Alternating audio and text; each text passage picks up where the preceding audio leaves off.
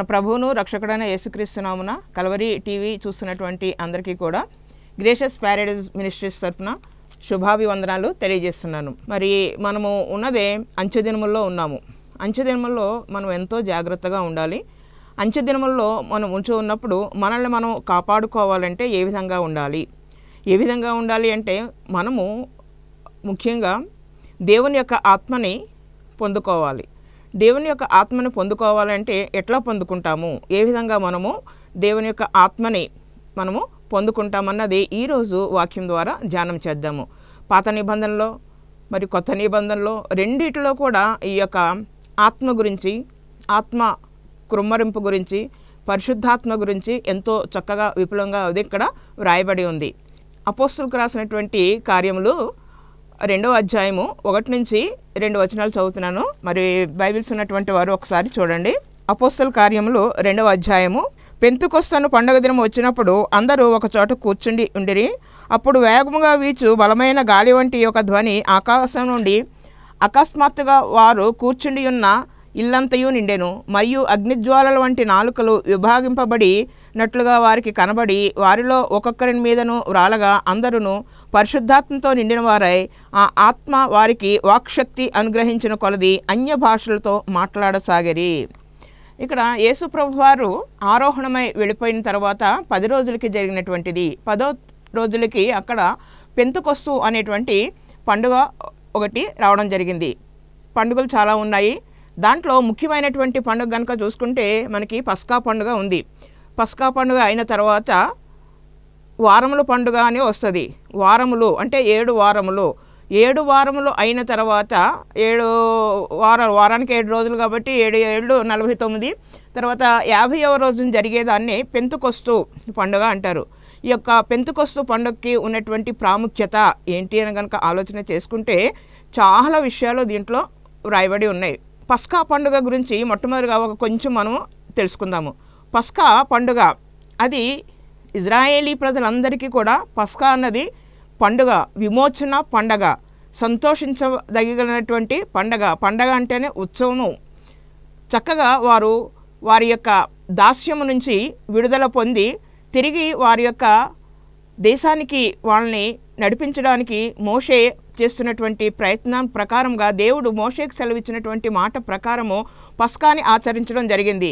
అదే ఐగుప్తీయులకు కనుక చూస్తే ఐగుప్తీయులకి చాలా భయంకరమైనటువంటి పరిస్థితి. అదే ఒకే రోజు సేమ్ డే, కానీ వారికి మరణం అన్నమాట, మరణ శాసనము వ్రాయబడినటువంటి రోజు. ఇజ్రాయేలీ ప్రజలకేమో విమోచన అంటున్నాను, విడుదల అంటున్నాను, కానీ మరి యొక్క ఐగుప్తీయులకైతే భయంకరమైనటువంటి వేదన, మరణము. ఎందుకంటే ఆ రోజు ఫరో చక్రవర్తి మొదలుకొని అతని దగ్గర మంత్రులు కానీ లేకపోతే సైన్యాధిపతులు కానీ ఉన్నతమైనటువంటి అధికారులు కానీ ఆఖరికి పిండి దంచేటువంటి వారు కానీ తిరగలి విసిరేటువంటి వారు కానీ ప్రతి వారికి కూడా ఒక భయంకరమైనటువంటి మరణం ఉందని చెప్పారు. ఏంటి ఆ మరణం అంటే ఆ కుటుంబాలలో ప్రథమ కుమారుడు, మొదటి కుమారుడు, జ్యేష్ఠ పుత్రుడు అక్కడ చనిపోతాడు. కాబట్టి మరణదూత ప్రయాణమై వస్తున్నప్పుడు ఆ మరణాన్ని గెలవడానికి, మరణాన్ని తప్పించుకోవడానికి ఐగుప్తులైనటువంటి దేవుని బిడ్డలైనటువంటి మనమందరము కూడా ఏం చేయాలంటే పస్కా పండుగను ఆచరించండి అనేసి మోషేకి దేవుడు చెప్పాడు. మరి దేవుడు మోషేకి చెప్పిన ప్రకారము ఆ పస్కా పండుగ ఏమిటి అంటే ఒక మేకపిల్లను కానీ ఒక గొర్రె పిల్లను కానీ తీసుకుని దానిని వధించి దాని యొక్క రక్తము తీసుకొని ప్రతి ఇంటికి కూడా ఉన్నటువంటి మెయిన్ డోర్ ఏదైతే ఉంటుందో దానికి నిలువు కమ్మీల మీద పైన ఉన్నటువంటి కమ్మీ మీద ఆ యొక్క రక్తాన్ని పోయండి.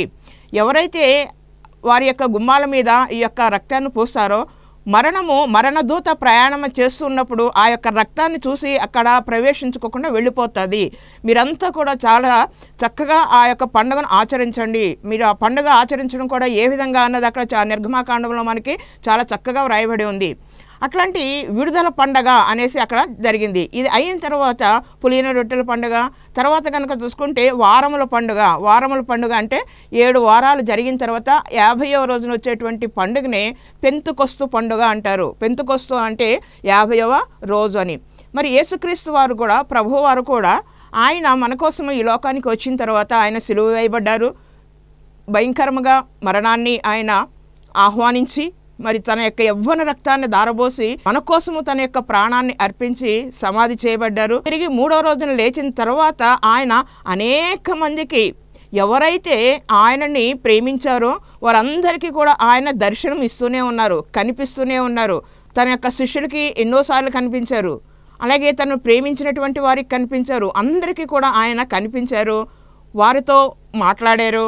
మరి తోమాతో కూడా అన్నారు కదా, వచ్చి నా యొక్క గాయముల్లో వేలు పెట్టి చూడు అని కూడా ఆయన చెప్పడం జరిగింది.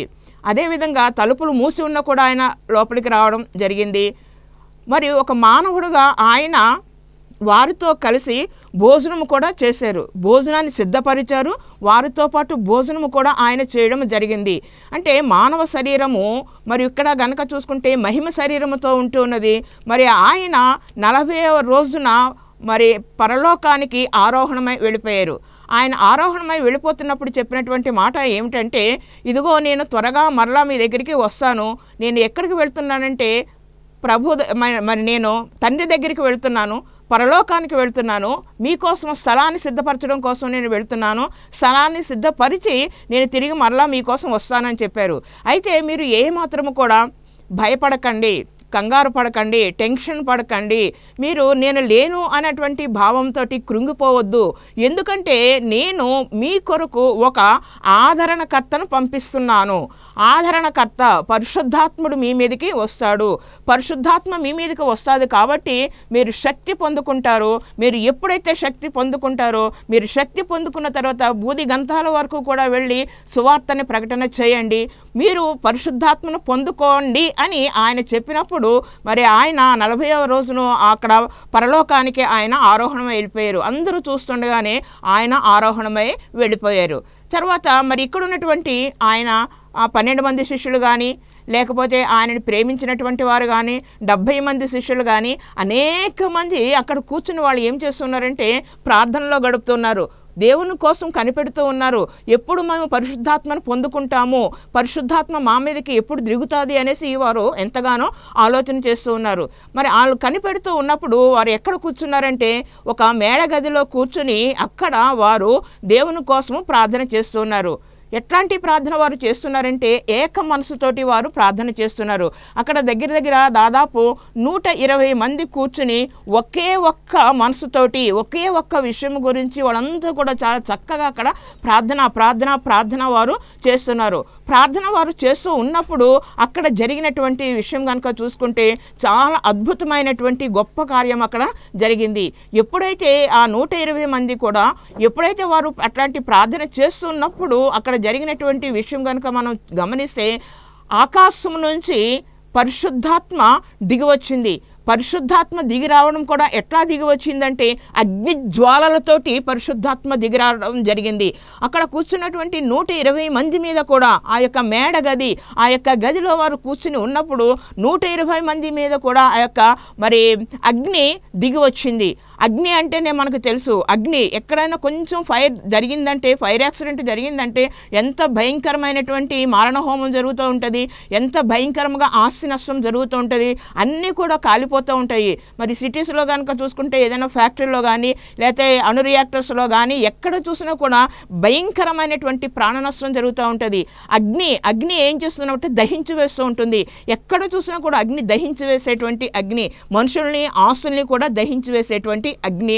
మరి అట్లాంటి అగ్ని ఇక్కడ దిగినటువంటి అగ్ని, ఆ అగ్ని పరిశుద్ధాత్మను పంపించినటువంటి అగ్ని, పరిశుద్ధాత్మ అగ్ని రూపంలో వచ్చింది. అది పాపాన్ని దహించి వేసేటువంటి అగ్ని కానీ పాపుల్ని దహించి వేసేటువంటి అగ్ని కానే కాదు. దేవుడు ఎప్పుడు కూడా పాపుల్ని ప్రేమిస్తున్నాడు కానీ పాపాన్ని ఆయన ప్రేమించట్లేదు. అక్కడ కూర్చున్నటువంటి 120 మంది కూడా వారు పరిశుద్ధులు. హల్లెలూయా. వారు పరిశుద్ధులు గనక వారు దేవుని యందు ఎంతో విశ్వాసంతో, అయ్యో దేవుడు మమ్మల్ని విడిచిపెట్టి వెళ్ళిపోయాడు, ఆయన మా కోసం ఒక ఆదరణకర్తను పంపిస్తానన్నాడు, ఆయన పరిశుద్ధాత్మను కుమ్మరిస్తానన్నాడు, మరి మేము ఆ పరిశుద్ధాత్మను పొందుకోవాలి అని చక్కగా వారు అక్కడ ఎప్పుడైతే వారు కూర్చుని ఉన్నారో ఎంతగానో వాళ్ళు ప్రార్థన చేస్తున్నారు.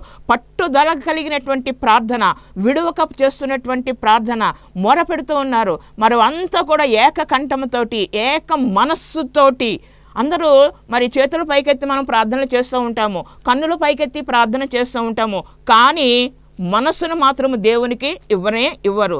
చాలామంది ప్రార్థన చేసినప్పుడు మనసుతోటి వారు ప్రార్థన చేయరు. మనకున్నటువంటి మనస్సును కూడా మనం ఎప్పుడైతే దేవునికి అర్పిస్తామో, మనస్ఫూర్తిగా హోల్ హార్టెడ్గా మనం ఎప్పుడైతే దేవుని ఆరాధిస్తూ ఉంటామో, దేవుణ్ణి ప్రార్థన చేస్తూ ఉంటామో, పరిశుద్ధాత్ముడు మన మీద కృమ్మరించబడుతూ ఉంటుంది. ఇక్కడ కూడా అదే విషయం జరిగింది. 120 మంది కూడా వారు అక్కడ కూర్చుని చక్కగా ప్రార్థన చేస్తున్నారు. ప్రార్థన చేస్తూ ఉండగానే పరిశుద్ధాత్మ అక్కడికి దిగి రావడం జరిగింది. ఆ పరిశుద్ధాత్మ ఏ విధంగా వచ్చిందంటే అగ్నిజ్వాలల రూపంలో అక్కడికి రావడం జరిగింది. ఇంకా విచిత్రము, ఇంకా గొప్ప అద్భుతమైనటువంటి సంగతి, ఆ అగ్ని విడిపోయి అక్కడ ఉన్నటువంటి 120 మంది మీదని కూడా వాళ్ళందరినీ ప్రతి వారిని కూడా టచ్ చేసుకుంటూ ప్రతి వారి మీద కూడా వారికి అక్కడ పరిశుద్ధాత్మని అనుగ్రహించడం జరిగింది. వారంతా కూడా అగ్ని చేత ముట్టబడ్డారు, అగ్ని చేత టచ్ చేయబడ్డారు, కానీ వారు ఎవ్వరు కూడా వెంట్రుక కూడా అక్కడ కాలినట్టు మనకి లేదు. వారంతా కూడా ఏం పొందుకున్నారంటే ఆత్మను పొందుకున్నారు, పరిశుద్ధాత్మను పొందుకున్నారు, శక్తి పొందారు. అక్కడ ఉన్నటువంటి వారికి దేవుడు ఏది అనుగ్రహించాడంటే వాక్శక్తి అనుగ్రహించడం జరిగింది. వాక్కు అంటే మాట్లాడేటువంటి శక్తి. వారు అప్పటి వరకు కూడా కూర్చుని ప్రార్థన చేసుకుంటూ ఉన్నారు. ప్రార్థన చేయడం అంటే చాలామంది ఎట్లా చేస్తూ ఉంటారు, మనసులో చేసుకుంటూ ఉంటారు. కొంతమంది ఏదో చెయ్యాలి కదా అని చెప్పి గొణుక్కుంటున్నట్టు పక్కోళ్ళు కూడా వినపడదు. వాళ్ళు ఏం చేస్తున్నారో కూడా అర్థం కానటువంటివి మాటలు చాలా నెమ్మదిగా స్లోగా మాట్లాడుకుంటూ ఉంటారు, దేవునికి విన్నపాలు చేస్తూ ఉంటారు. ఇంకా కొంతమంది చాలా గట్టిగా ప్రార్థనలు చేస్తూ ఉంటారు. ఏది ఏమైనా కూడా ప్రార్థన అనేది ఎంతో అవసరము. ఇక్కడ ప్రార్థన చేస్తున్నప్పుడు దేవుడు వారికి ఇచ్చింది ఏంటంటే వాక్శక్తి అక్కడ వారికి అనుగ్రహించడం జరిగింది. ఎప్పుడైతే వాక్శక్తి వారికి అనుగ్రహించబడిందో ప్రతి వారు కూడా నోరు తెరచి గట్టిగా వారు ప్రార్థన చేయడం మొదలుపెట్టారు. ఎంత గట్టిగా ప్రార్థన చేశారంటే యెరూషలేములో ఉన్నటువంటి ప్రజలంతా కూడా ఇక్కడ ఏదో జరిగిపోతుంది, ఏంటి ఇంత గందరగోళం వచ్చేసింది, ఎక్కడి నుంచి ఇంత గొప్ప శబ్దం వస్తుంది, ఎక్కడి నుంచి ఈ యొక్క మరి సౌండ్స్ అన్నీ కూడా వినపడుతున్నాయి ఏంటి అని చెప్పేసి అందరూ కూడా ఆ యొక్క మేడ గది దగ్గరికి రావడం జరిగింది.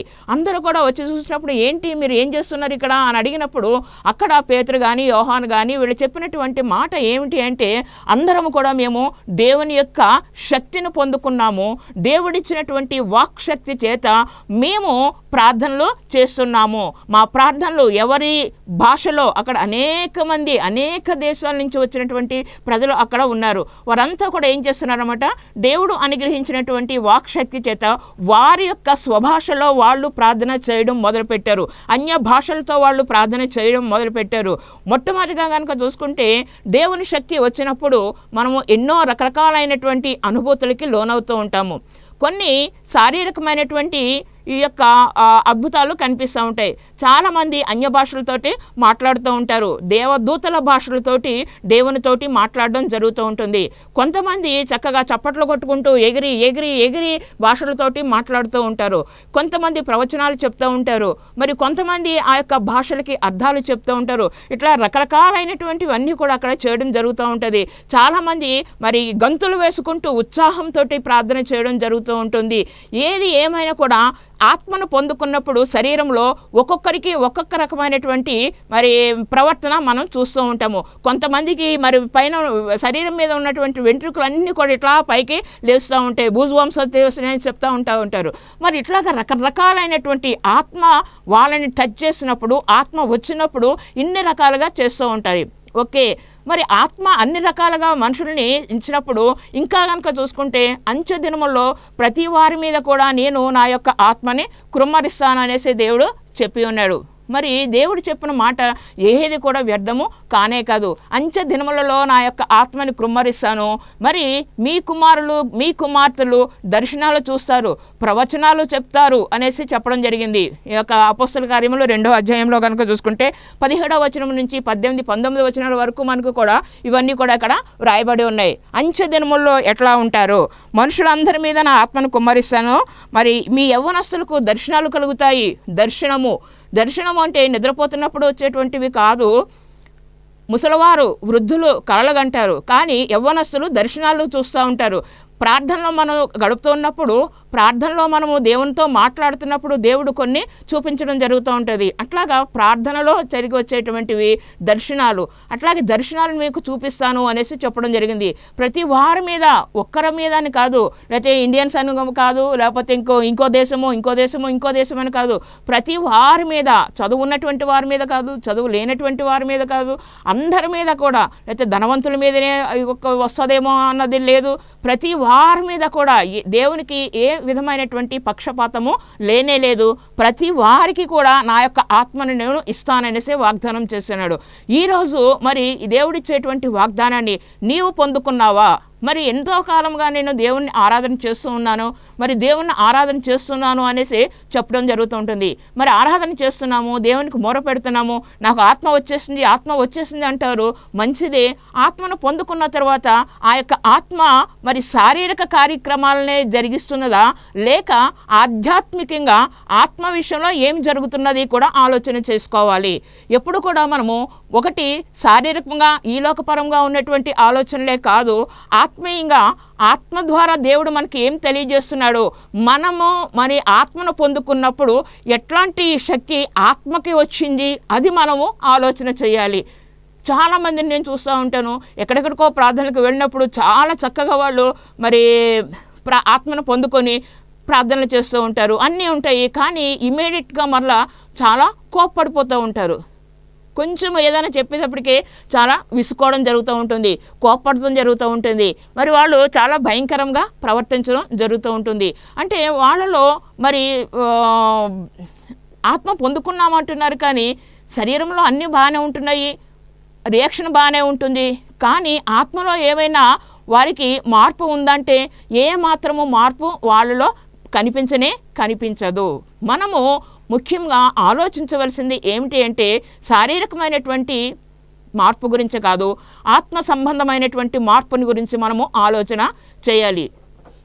యేసు ప్రభువారు మరి మనకి ఆయన ఇచ్చినటువంటి యొక్క ఆత్మని మనం పొందుకున్నప్పుడు మనలో ఉన్నటువంటి కొన్ని చెడు అలవాటుల్ని మనము తీసివేసుకోవాలి. ముఖ్యంగా కనుక చూసుకుంటే ఆత్మలో మార్పు అంటే ఇదే. యెహెజ్కేలుకు రాసినటువంటి గ్రంథము 6వ అధ్యాయంలో 27-28 వచనాలు కనుక చూసుకుంటే అక్కడ వారు చెప్పినటువంటి మాట ఏంటంటే, నేను మీకు నూతన హృదయాన్ని కలుగజేస్తాను. ఏమని ఇస్తున్నాడు అంటే దేవుడు నూతన హృదయాన్ని కలుగజేస్తాను. మీకు ఉన్నటువంటి ఆ రాతి గుండెని తీసివేసి, ఏ గుండె? రాతి గుండెని తీసివేసి మంచి హృదయాన్ని మీకు నేను ఇస్తాను అనేసి ఆయన వాగ్దానం చేస్తున్నాడు. మరి ఆయన ఇచ్చేటువంటి ఆ యొక్క ఆత్మని మనం పొందుకున్నప్పుడు మన ఆత్మలో జరిగేటువంటి ఆత్మ కార్యాల గురించి కూడా మనము ఆలోచన చేయాలి. శారీరకమైనటువంటివి మంచిదే, మరి ఆత్మ సంబంధమైనటువంటివి ఎట్లా ఉంటున్నాయి అన్నది ఆలోచించాలి. ఒకసారి మరి మోషే గారు కనుక చూసుకుంటే ఆయన 10 ఆజ్ఞల కోసం ఆయన పర్వతం మీదకి వెళ్ళాడు. అక్కడ దేవునితోటి 40 రోజులు ఆయన గడిపి ఆ యొక్క రాతి పలకలు తీసుకుని వస్తూ ఉన్నాడు. కిందకి వస్తూ ఉన్నప్పుడు అక్కడ కింద కనుక చూసుకుంటే ఎంతో చక్కటి వాయిద్యాలు, సంగీతము వినిపిస్తూ ఉంది. అరే ఇక్కడేమి యుద్ధమో సమాచారం కాదు, యుద్ధం వచ్చినట్టు మాకు ఏం కనిపించట్లేదు, ఎక్కడి నుంచి ఈ సౌండ్స్ అన్నీ కూడా వస్తున్నాయి అనేసి ఆయన చాలా ఆలోచన చేశాడు. ఎంత ఆలోచన చేసినా కూడా ఆయనకి ఏమి కూడా అర్థం కాలేదు. యుద్ధము కాదు, కానీ సంగీతము, ధ్వనులు, ఆనందంతో ఉన్నటువంటి ఏదో పండుగ జరుగుతుంది అనుకుని ఆయన రావడం జరిగింది. పండుగ జరుగుతుంది అనుకుని కిందకు వచ్చేటప్పటికి చూస్తే అందరూ కూడా ఎట్లా ఉన్నారనమాట, ఒక మరి భయంకరమైనటువంటి విగ్రహాన్ని, దూడని, బంగారపు దూడని చేసుకుని దానికి మురుకుతూ ఉన్నారు, దానికి పూజలు చేస్తూ ఉన్నారు, దానికి అర్పణలు అర్పిస్తూ ఉన్నారు. ఇవన్నీ కాకుండా చక్కగా పండుగ అంటే ఏంటి, పండుగ చేసుకుంటున్నాము అంటే బాగా వండుకోవాలి, తినాలి, బాగా తాగాలి, తర్వాత రేవు పార్టీలు చేసుకోవాలి, ఇది అన్నమాట. అంటే పండగ అనేటప్పటికీ పండగకు వచ్చినటువంటి పండగలో ఉన్నటువంటి ఆనందము కనుక చూసుకుంటే బాగా వండుకోవాలి, తినాలి, తర్వాత దాంతోపాటు తాగుడు, దాంతోపాటు ఆటలు పాటలు.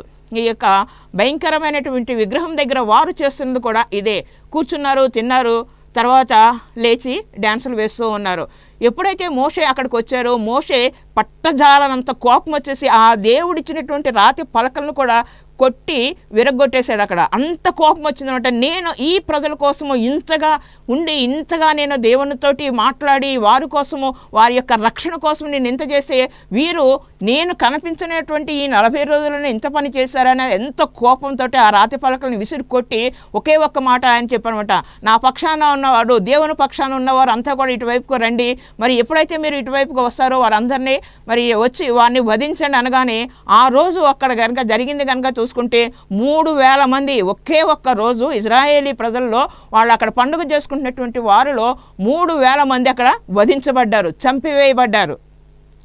అంటే దేవుడు మనకి రక్షణ కోసము ఆయన మనల్ని రక్షణలోకి నడిపించడం కోసం ఆజ్ఞలు ఇచ్చినటువంటి రోజు కూడా పెంతెకొస్తు రోజే. అదేవిధంగా మరి యేసు ప్రభు వారు ఆయన పరలోకానికి వెళ్ళిపోయిన తర్వాత 50వ రోజున ఇక్కడ పరిశుద్ధాత్మను పొందుకున్నప్పుడు అపోస్తలుడు అయినటువంటి పేతురు కానీ మరి ఇంకా యాకోబు కానీ వీళ్ళంతా కూడా చక్కగా యోహాను వీళ్ళంతా కూడా పరిశుద్ధాత్మ చేత నింపబడి ఎప్పుడైతే వాళ్ళు ప్రార్థన చేస్తూ ఉన్నారో వాళ్ళు లేచి వెళ్ళి ఏం చేస్తున్నారనమాట, దేవుని యొక్క వాక్యాన్ని ప్రకటన చేయడం జరిగింది. ఎప్పుడైతే వారు దేవుని యొక్క వాక్యాన్ని ప్రకటన చేయడం జరిగిందో వెంటనే అక్కడ ఉన్నటువంటి ప్రజల్లో వచ్చినటువంటి మార్పు కనుక చూసుకుంటే ప్రభువుని మేము నమ్ముతున్నామని చెప్పి వారు 3,000 మంది అక్కడ 3,000 మంది చనిపోయారు, ఇక్కడ 3,000 మంది రక్షణలోనికి రావడం జరిగింది, రక్షింపబడ్డారు. మరి దేవుని యొక్క వాక్కులో అంత గొప్ప శక్తి ఉంది, అంత గొప్ప మరి అద్భుతము. ఆయన మాట నమ్మినటువంటి వారికి ఆయన ఎంతగానో రక్షించేటువంటి దేవుడు. అట్లాంటి రక్షణ పొందినటువంటి దినమే ఈ యొక్క పెంతెకొస్తు దినం అని కూడా మనము చెప్పవచ్చు. మనము రక్షించబడ్డటువంటి రోజే ఈ యొక్క పెంతెకొస్తు దినము లేదా వారాల పండుగ అనేసి కూడా మనము చెప్పవచ్చు. మరి నీ జీవితంలో నీవు ఆత్మని దేవునికి అప్పగించినప్పుడు నీ యొక్క ఆత్మలో కలిగేటువంటి మార్పుల గురించి కూడా ఆలోచన చేయాలి. నీ హృదయంలో రాతి గుండెని తీసివేస్తానంటున్నాడు, మాంసపు గుండెని ఇస్తానంటున్నాడు. దేవుని యొక్క ఆత్మను పొందుకోవాలి, అపవిత్రాత్మను పొందుకోవడం కాదు. మనం పొందుకోవాల్సింది దేవుని యొక్క ఆత్మను పొందుకోవాలి. అది ఆత్మే, ఇది ఆత్మే. పరిశుద్ధాత్మను మనం ఎప్పుడైతే పొందుకుంటామో, దేవుని యొక్క ఆత్మను ఎప్పుడైతే పొందుకుంటామో అప్పుడే మనం శక్తి గలవారమై ఉంటాము. అపవాదన ఎదిరించేటువంటి గొప్ప శక్తి దేవుడు మనకి అనుగ్రహిస్తాడు. అంతేకాదు ఆయన ఇంకేం చేస్తున్నాడంట, మిమ్మల్ని దాస్యం నుంచి విడుదల చేస్తున్నాను. దాస్యం నుంచి విడుదలే కాదు, మీరు పోగొట్టుకున్నటువంటి ప్రతిదీ కూడా తిరిగి మీకు ఇస్తాననేసి ఆయన వాగ్దానం చేస్తున్నాడు. మీ పంట పొలాలను మీకు తిరిగి ఇస్తాను, మీ పంటలు చక్కగా పండుతాయి, మీరు పోగొట్టుకున్నటువంటి మీ యొక్క గృహాలను తిరిగి మీకు ఇస్తాను, మీ గృహాలలో మీరు చక్కగా ఉండవచ్చు, మీ బిడ్డలను నేను దీవిస్తాను, మీకు మరి అన్ని కుటుంబాల పరంగా నేను దీవిస్తాను, ఆశీర్వదిస్తాను అనేసి దేవుడు సెలవిచ్చడం జరుగుతుంది. నిజమే, ఆయనను మనం ఆత్మతోటి ఆరాధించినప్పుడు శారీరకమైనటువంటి మరి క్రియలు కాకుండా ఆత్మక్రియలు మన కుటుంబంలో జరుగుతున్నటువంటిది ఎట్లా జరుగుతున్నది మనము ఆలోచన చేయాలి. అది మనం దేవుడు మనకి ఇచ్చినటువంటి ఆ యొక్క ఆత్మను పొందుకున్నప్పుడు మనము శక్తి గలవారమై అనేకులకి దేవుని దగ్గరికి నడిపిస్తూ ఉంటాము. మనము రక్షించబడమే కాకుండా ప్రజలకి కూడా రక్షణ సువార్తని మనము అందజేయడం జరుగుతూ ఉంటుంది. ఆత్మను పొందుకున్నటువంటి వారు తిరిగి ఆత్మను పోగొట్టుకోకుండా దాన్ని కాపాడుకోవడం ఎంతో ముఖ్యము. అప్పుడే దేవుని యొక్క నిండైనటువంటి దీవెనలు, దేవుని యొక్క కృప అందరూ కూడా పొందుకుంటారు. అట్లాంటి కృప మీరు కూడా పొందుకోవాలనేసి నా యొక్క కోరిక. మరి మీకోసం నేను చిన్న ప్రార్థన చేస్తాను. కన్నులు మూసుకోండి.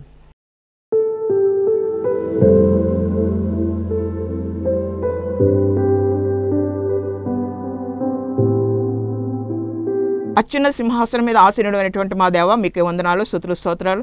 అవును ప్రభా, ఆత్మ లేనటువంటి వాడు నావాడు కాదు అని మీరు సెలవిచ్చున్నారు తండ్రి.